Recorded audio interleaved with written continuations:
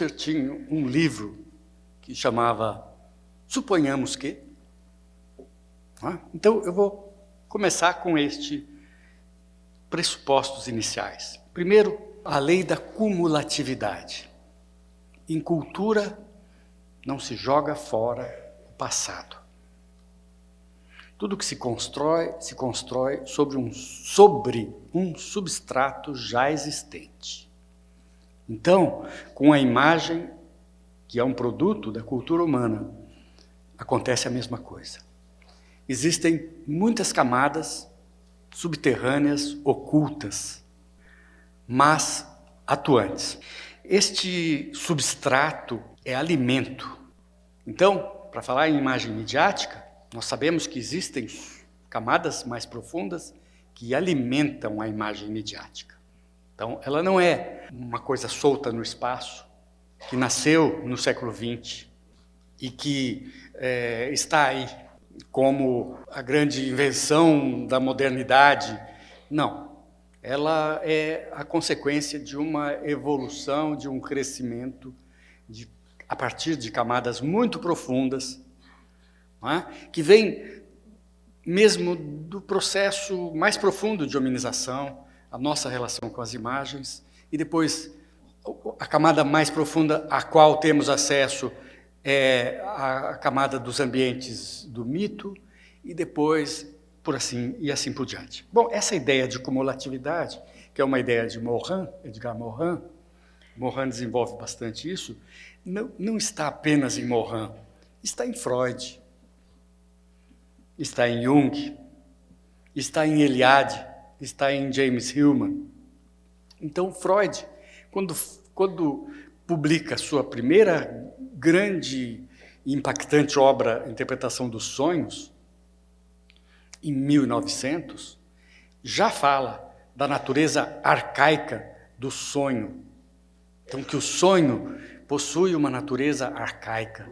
E nessa natureza arcaica se manifestam algumas características muito interessantes, como, por exemplo, a ambivalência ou a duplicidade dos sentidos, muitas vezes sentidos opostos. Uma coisa significa ela e significa o seu oposto. Então, isso acontece quando ele aponta essa natureza arcaica, ele está falando, olha, o sonho está plantado lá na alvorada da hominização. E talvez, muito antes disso, depois a ciência comprovou que o sonho não está presente apenas na espécie humana, mas também está presente em todas as espécies animais de sangue quente. Então, sonham tanto os pássaros quanto todos os mamíferos sonham. Então, vejam que existem camadas muito profundas. E a cumulatividade, no nosso caso, como conceito cultural, é a presença de camadas profundas a partir da emergência da consciência e da cultura humana, da consciência da morte, já foi bem tocado pela Malena, e da emergência da cultura humana. O segundo, suponhamos que, é o conceito de ambiente e impacto. Eu estou, de certa forma, trazendo de volta alguns assuntos centrais tratados ontem e anteontem. Alberto falou muito de ambiente, então os ambientes de culto. A imagem de culto é um fruto dos ambientes de culto e ela é um desencadeador de ambientes de culto também. Tem aquele que talvez seja o maior pioneiro dos estudos da imagem, que foi um estudioso do começo do século XX, nasceu no final do século XIX e viveu até 1929, chamado Aby Warburg. Foi um estudioso da imagem, um pioneiro dos estudos da imagem, e ele definia a imagem como fórmula de patos. O que é uma imagem? É uma fórmula de patos. Patos, que é grego e que significa emoção. Então, é uma fórmula de emoção, de paixão, que tem a mesma raiz de patos. Toda imagem é uma fórmula de patos. Ela é uma fórmula de paixão. Ela é catalisador de paixões. Ela nos captura pela paixão. Então, por isto, a imagem tem um enorme impacto sobre nós todos. Não importa em que ambiente estejamos. Se estejamos nos ambientes das cavernas e das fogueiras, onde se narravam os mitos primitivos, se estamos nos ambientes de culto dos templos primitivos e dos templos mais modernos, se estamos nos ambientes da arte e estamos nos museus e nas exposições, ou se estamos na nossa sala, que hoje é um ambiente midiático. A imagem, não importa em que ambiente, ela nos impacta sempre. Tá? E essa ideia de ambiente e impacto é preciso ser compreendida hoje dentro de uma lógica mais complexa. Não é só a imagem que nos impacta, ou a imagem que cria os ambientes. Ela cria e ela é criada pelos ambientes. Essa ideia de que existe uma mão dupla de direção é uma ideia relativamente nova em ciência. Uma coisa que é causa e consequência ao mesmo tempo. E hoje isto está presente até mesmo na medicina. Eu cito aqui um nome estranho, esquisito e difícil de um médico alemão do século XX, que foi companheiro de revista de Martin Buber, considerado o pai da psicossomática, Victor von Weizsäcker. E Victor von Weizsäcker tinha uma medicina, ele criou uma medicina chamada medicina antropológica, onde ele dizia: o sintoma é a doença é o sintoma. Então, o homem, as duas coisas não se separam. Dependendo do lugar onde a gente olha, existe uma circularidade nas coisas do humano, na saúde do humano. Ele deu o nome de círculo da forma a essa teoria e, com isso, deixa comprovado que não é apenas na cultura, os fatores de impacto são também impactados pelo ambiente. Os ambientes são geradores de imagens e as imagens são geradoras de ambientes. Eu cito um pequeno exemplo, muito simples. Na minha idade, já fiz vários testes ergométricos. Vocês que são muito jovens, provavelmente não fizeram. Não é? Então, faz parte da minha rotina. Aí, vou para subir na esteira, é um teste que a gente põe a língua de fora, depois põe o coração de fora, e depois... Não é? Onde tem, na frente da esteira, uma paisagem de uma floresta. Então, eu estou andando no meio da floresta, como se eu estivesse andando no meio da floresta, cheio de eletrodos para lá, para todo lado. No entanto, o impacto daquela imagem faz com que o paciente que está ali, se ele tiver coragem de entrar na floresta efetivamente, se tranquilize. Toda a sociedade capitalista aprendeu muito bem essa lição, de que é possível criar uma imagem, criar um ambiente a partir de uma imagem, ou a partir de um conjunto de imagens. Nós fazemos isso nas nossas casas.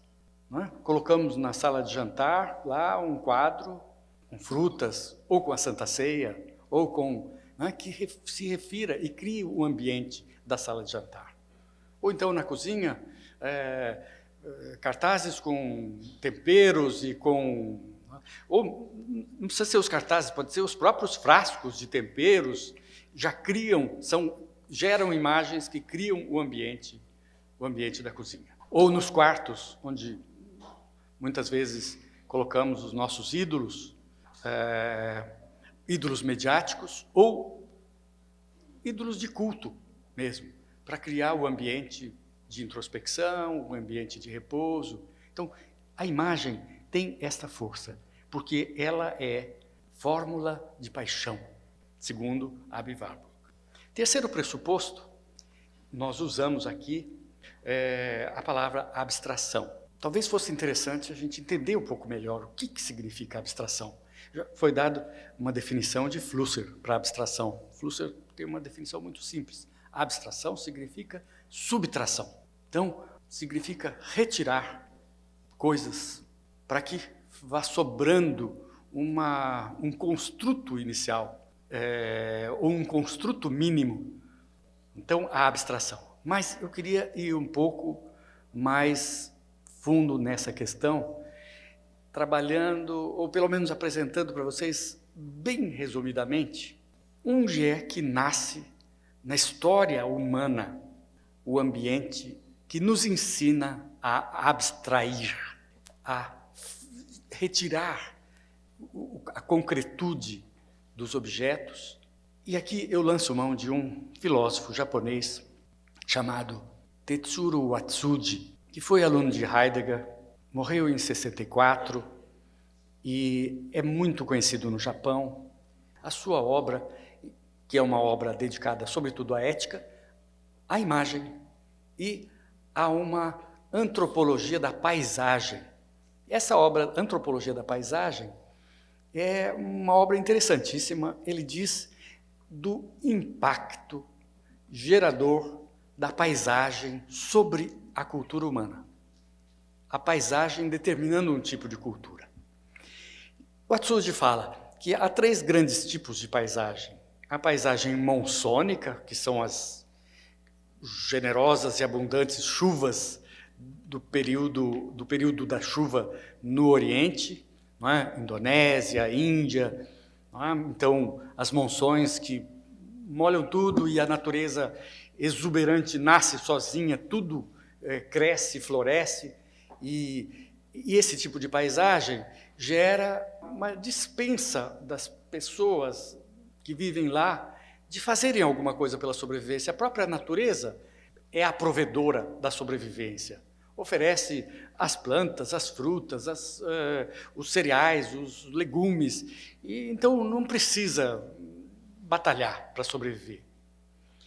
E neste tipo de ambiente nascem os deuses que são os deuses que estão nas coisas.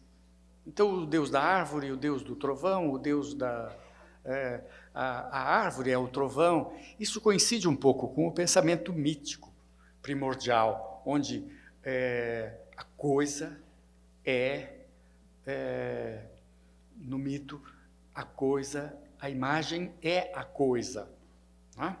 O segundo tipo de paisagem trabalhado por Watsuji é a paisagem pastoril, a paisagem pastoril, que sobretudo ocorre na Europa, acima do Mediterrâneo, que é um clima absolutamente ameno. A vegetação não é uma vegetação selvagem, não é?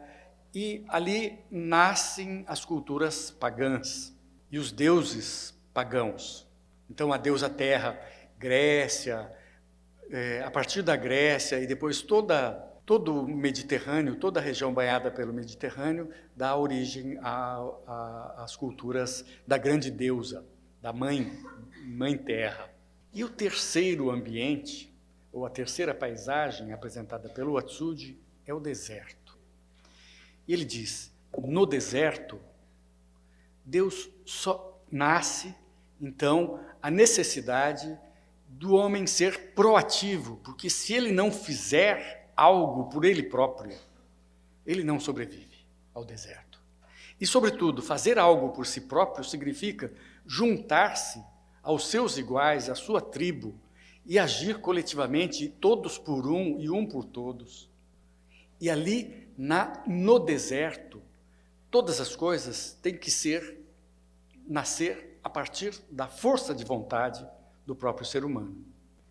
E esta força de vontade cria também os deuses que te ajudam, só aqueles que se ajudam a si próprio e que colaboram com esses deuses. Então, são os deuses das religiões monoteístas. O deserto é por excelência, mas ali não nasce só isso, nasce também a ciência, nasce a matemática, a astrologia, a astronomia, nasce a agricultura. Então, o homem é obrigado a agir para sobreviver. Então, abstração significa o ambiente é tão inóspito que a gente tem que, com o mínimo, fazer o máximo. E não é à toa que nasceu toda a ciência e todo o saber que embasou a cultura tecnológica que possibilitou a mídia hoje. Então, isso é um padrão de abstração. Isso eu queria reforçar, essa origem antropológica da abstração. Não uma origem filosófica ou um pensamento só de definir, mas antropologicamente, onde nasce a abstração? A capacidade de abstrair. As pessoas vão para o deserto e abstraem de si próprias para sobreviver no deserto. Não é? Retiram a sua sobrevivência da sua própria força de vontade, da sua capacidade de imaginação. Esse é o terceiro pressuposto. O quarto pressuposto é uma contribuição oferecida por Hans Belting. Hans Belting é, hoje, contemporaneamente, o grande desafiador de uma teoria da imagem. Ele é um historiador da arte, ainda está vivo e muito ativo na Alemanha, embora já com quase 80 anos. E ele é o historiador da arte que teve a coragem de chegar para a sua área de conhecimento e dizer: ó, moçada, vocês historiadores da arte, vocês se acham donos da imagem? Quando vocês falam de imagem de arte paleolítica, arte sacra, arte egípcia, arte... a arte começa muito mais tarde. O pensamento e o ambiente artístico começa muito mais tarde. Começa com o Renascimento. Antes disso, era outra coisa. Ficou maldito. Nunca mais convidaram ele para falar em nenhum congresso de História da Arte, apesar dele ser o professor da maior universidade que ensina arte na Alemanha, que era a Universidade de Munique. E com isso ele estourou um conceito que era a hegemonia. Para falar de imagem, todo mundo achava que é a arte que tem que falar de imagem. E ele fala, não é. Existe, antes da imagem da arte, existe uma imagem de culto. E publicou um catatal de 800 páginas chamado Imagem e Culto. Tá? Só sobre a imagem de culto. Então, Belting, só para dizer quem é o Belting, Belting, quando esteve aqui alguns anos atrás, aqui em São Paulo, tivemos a oportunidade de trocar muitas ideias, e um dia, caminhando em uma região agradável de São Paulo, à beira da praia, ele parava diante das janelas coloniais brasileiras, perto de Paraty, então com esse estilo colonial interessante, falava: a janela. Este é o outro componente da imagem. Nós nunca podemos compreender uma imagem se nós não sabemos que tipo de janela ela é. Que tipo de janela ela é. Não é à toa que as indústrias de informática dão o nome de Windows, das janelas. E a janela contamina o olhar. Então, o olhar, que tipo de janela é a imagem e de que tipo de janela eu estou olhando esta imagem. Então, essa ideia da janela também é um elemento fundamental para entendermos a imagem. Isso possibilita, depois, mais adiante, a gente definir a imagem mediática a partir do critério da janela. Ela é janela para quê? Termina os pressupostos. Aí, vamos falar sobre, na segunda parte, quero falar sobre a imagem nos ambientes, onde a mitologia, os deuses mitológicos constituem esse ambiente. Então, a imagem ajuda a constituir o ambiente e é constituída também pelo ambiente. Aí, segundo, Belting começa diferenciando a imagem artística e a imagem de culto. E aí eu comecei a me perguntar, falei, mas, poxa, antes da imagem de culto, tem muita história, muita pedra rolou, muita cabeça rolou, e muita história rolou antes disso. Então, nós temos que ir um pouco mais fundo. Então, antes da imagem de culto apontada pelo Belting, existia uma imagem dos ambientes primordiais. Aí discutimos muito, a Marlene e eu, é imagem arquetípica, é imagem arcaica, é imagem mítica, mas o Joseph Campbell tem um livro publicado, e ela também mencionou isso, chamado A Imagem Mítica. E talvez a palavra, a poder de síntese, não é, do nome, não seja tão fiel, mas seja fácil de usar e seja fácil de entender. Então, a gente tem uma camada mais funda aqui, a imagem de culto, a imagem do mito. Depois da imagem de culto, em torno de 1400, com o Renascimento, a imagem começa a ganhar espaços, outros que são os espaços da exposição. Com o nascimento da era da arte, a imagem passa a valer pela sua capacidade de exposição. Aqueles que estimulavam a produção de imagens e que eram os mecenas dos artistas, queriam ter os seus retratos nas suas paredes, bem pintados, mais bonitos do que eram na realidade, mais jovens, mais elegantes, e queriam expor a sua fisionomia. Então, a era da arte inaugura a era da exposição, o valor de exposição, tão bem denominado por Walter Benjamin. Só que a era da arte se esgota, porque a exposição, só pela exposição, dá pouco dinheiro. Bilhete de museu, entrada, ingresso para museu, é baratinho, não é? Então dá pouco dinheiro.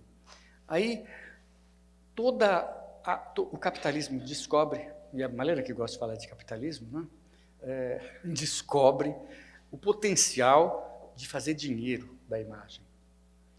E aí surge a atividade midiática, publicitária, e todo investimento na imagem passa a ser para este fim, o fim de potencializar o valor de exposição.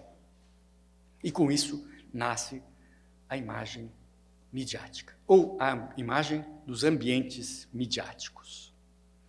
É uma imagem da abstração, fruto da abstração, hoje totalmente tecnológica, e a tecnologia também é fruto da abstração, porque é fruto da ciência, da matemática, da aritmética, da ciência que nasceu no deserto, que hoje domina todo o mundo. A ciência mundial é uma ciência da abstração, por excelência. E essa tecnologia produz imagens em imensa profusão. E o que acontece com essas imagens? Em primeiro lugar, vejam, a cumulatividade está presente. A imagem continua tendo impacto e ela continua tendo raízes. Para produzir tanta imagem, a gente precisa beber lá nas camadas profundas. Então, uma foto de selfie é uma foto que remete ao retrato na era da arte, que remete às figuras sagradas na era do culto e que remete às figuras míticas também. Então, existem muitas camadas. A nossa janela, qual é a nossa janela? A janela com a qual nós, hoje, século XXI, olhamos a imagem. Isso é uma coisa interessante. Não é a janela do homem medieval, que via um lírio, e naquele lírio ele sabia um significado simbólico. Hoje nós vemos um lírio, e esse lírio é o retrato de uma flor. Então, a nossa janela é a janela trazida pelo retrato, pela pintura, a arte, e depois pela fotografia e pelo filme. Então, nós vemos toda a imagem como se fosse fotográfica. Quando visitamos museus, grandes museus, olhamos e falamos, admiramos a capacidade técnica dos pintores de fazerem com pincéis aquilo que a fotografia faz com um clique. A nossa janela, portanto, é a janela da fotografia. Nós olhamos tudo como se fosse fotografia. A imagem, na sua longa caminhada, oscila entre dois movimentos, dois grandes movimentos, não é? De mito, de culto, de arte e de mídia. Entre o movimento de imanência e o movimento de transcendência. Então, um tipo de imagem nos leva mais para nós mesmos. Outro tipo de imagem nos leva mais para além de nós mesmos. Então, no mito, nós vimos com a Malena que o mito é a coisa. Então, ele é a presença ali, materializada, a imagem é a coisa. O pensamento mágico, todo ele vê a imagem como a coisa. Então, existe uma imanência. Já no culto, a imagem tem a finalidade de nos levar para além dela, nos transportar para uma outra realidade. E aí, a palavra transcendência vem de scandere, do latim, que significa subir, que, por sua vez, vem de scand, do indo-europeu, que significa degrau, escada. A palavra scand, do indo-europeu, é quase a cara da palavra escada. Scand, no indo-europeu, significa, vejam só que coisa curiosa, significa escada, degrau, o verbo significa brincar. Então, é brincar de atravessar uma coisa. Isso é a transcendência. Brincar, saltar, subir para cima, saltar, um movimento na vertical, e subir também. Isso que significa escante. Por isso que daí veio a palavra escada. Aí a gente se pergunta, o que é que querem as imagens de nós? Ou o que querem os ambientes de nós? Querem a nossa participação no seu mundo. Se a transcendência do objeto, na imagem de culto, na imagem da arte, nós voltamos para a imanência. A imagem da arte apela para a sensorialidade, faz com que a gente queira sentir aquela imagem, estar presente ali, trazê-la para dentro de nós. Já, por outro lado, a imagem da mídia, de novo, volta para a transcendência. A imagem da mídia quer nos levar para outro lugar, que não é o lugar onde nós estamos aqui agora. Basta a gente ver qualquer publicidade, a televisão, o cinema, e a sua capacidade de impactar a nós. Portanto, a imagem nos ambientes de mídia tem algumas marcas geradas pela transcendência. Primeiro, a sua facilidade. É fácil fazer uma imagem. É fácil. Nós podemos... Tem pessoas que fotografam seus bebês de 5 em 5 minutos e que, ao longo de um mês, tem milhares de fotos que são todas iguais e que não vai ver nunca. É tão fácil fazer. Não é? Tem casos, eu orientei uma tese de uma fotógrafa que escreveu sobre isso. Não é? Casos extremos, não é? De pai coruja que fotografou seu filho durante o primeiro ano, a cada 3 horas, ou sei lá, 2 horas, não é? Para não ver nunca, porque aquilo está lá no computador. Não é? E mesmo que ele fosse ver uma por uma, ele levaria anos vendo essas fotos. Segunda característica, o barateamento. A imagem midiática é barata.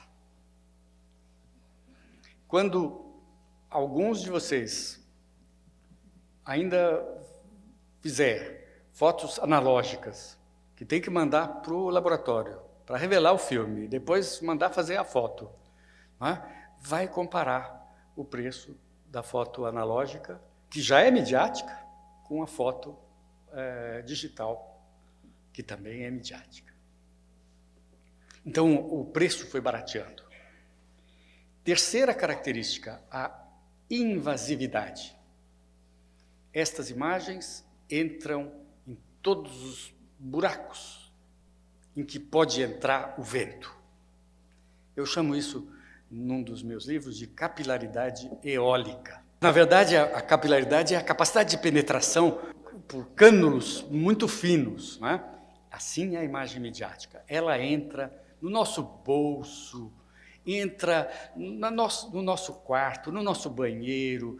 A gente já vai com o celular para o banheiro para ver e-mail e ver isso e aquilo. No criado mudo, antes de dormir, a gente dá uma última olhadinha nos e-mails. Então, esta capilaridade que foi crescendo, eu chamei de eólica, porque é do vento. E a última característica é a crescente qualidade técnica ou estética, vamos chamar de imitação, mimética, ao nosso olho. Então, ela é extremamente amigável ao nosso olho e à nossa janela. Muito obrigado pela atenção.